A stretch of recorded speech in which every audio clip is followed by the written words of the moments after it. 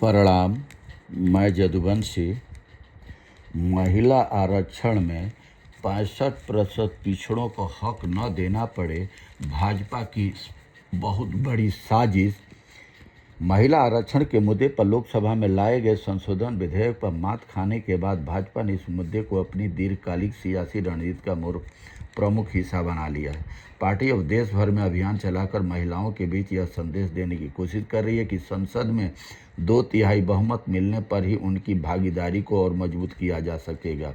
भाजपा ने अपनी लंबी रणनीति के तहत पंचायत, जनपद एवं नगर निकायों की अपनी महिला प्रतिनिधियों को अपने अपने सामाजिक तथा समर्थक महिलाओं के बीच जाकर माहौल बनाने को कहा है। मौजूदा 5 विधानसभा के चुनाव से भाजपा इस मुद्दे को तासीर जानने की कोशिश करेगी। इसके बाद यूपी, उत्तराखंड, पंजाब और गुजरात जैसे राज्यों के चुनाव में इस मुद्दे पर काम करेगी।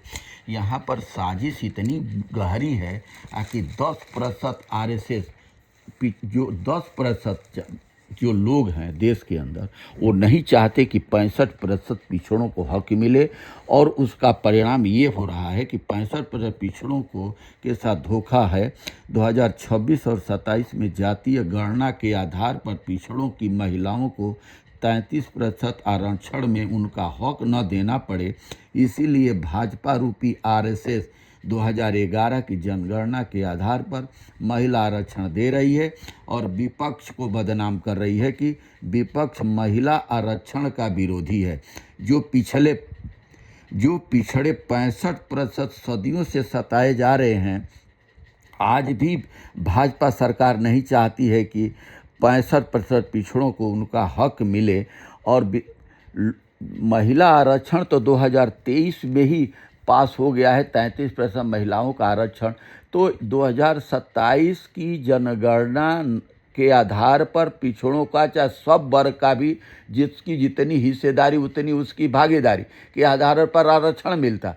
तो भाजपा इसलिए चाहे 2011 के जनगणना के आधार पर करा रही चाहती है कि 29 में लागू कर दें, और नहीं तो 27 की जनगणना आ जाएगी तो 30 और 34 में जो ये आरक्षण में लागू करना पड़ेगा, तब पिछड़ों को हक देना पड़ेगा।